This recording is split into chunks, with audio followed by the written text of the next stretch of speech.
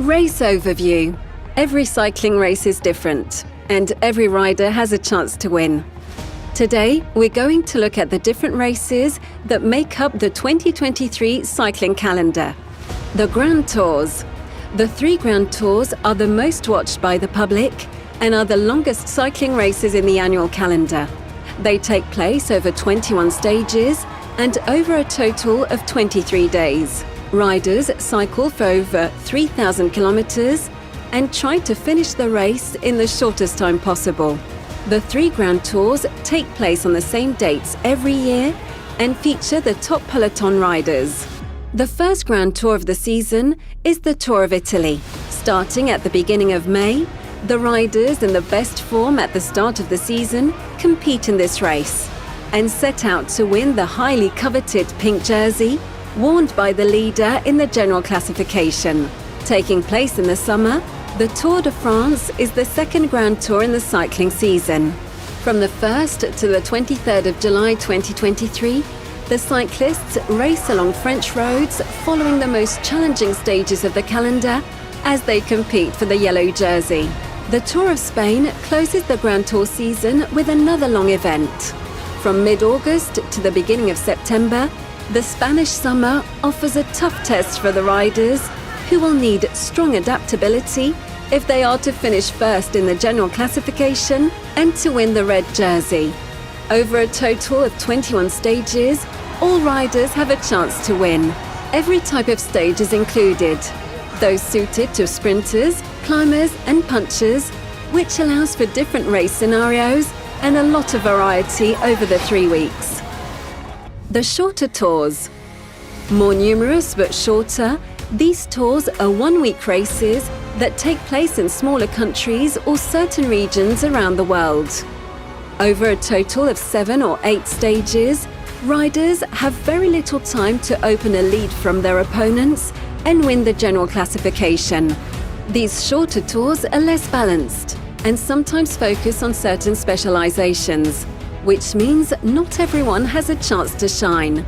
Some of these races are more geared towards climbers and others for sprinters, but some are balanced and have an ideal blend of flat stages and mountain stages. For example, the Critérium du Dauphiné and Paris-Nice are races that allow climbers to shine. For many riders, the shorter tours are used as preparation for the Grand Tours and are useful for getting ready to face the world's top riders. The Classics. The Classics are the biggest one-day races still running and are important for professional cyclists' rankings. There are 5 of these prestigious races, and the events start end-to-end within a single day. A classic is defined by the difficulty of its route and by how long it has been included in the cycling calendar. More than 250 kilometers long, the classics require strong endurance and the ability to handle unusual terrain, cobbles, mountains, gravel. Here are 2 of the most famous classics. Paris-Roubaix, also called the Hell of the North. Taking place in the north of France, this race is over 100 years old and requires bold riders to race on more than 50 kilometers of cobblestones and a total of 250 kilometers. Liège, Bastogne, Liège. The Old Lady of the Classics is known for its difficulty and series of mountains. There are more than 10 steep climbs, which soon separate the weakest from the strongest. Preparation races. The last race type is the one-day race. These races are important for preparing riders for the Grand Tours. Lasting just one day, riders need to maintain their intensity for a whole day, which gives them valuable information on their physical fitness. Used for preparation, but still prestigious, these races require significant adaptability.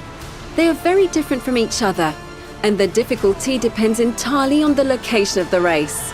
There are cobblestones to deal with in the north of Europe, while in the south, the heat and hills are the riders' worst enemies. These races generally suit punchers and climbers, and very few offer the chance for sprinters to shine. Overall, the various races are spread out evenly in the calendar and provide a lot of variety during the cycling season. Every race is important to the riders and offers a chance to add an achievement to their list of honours.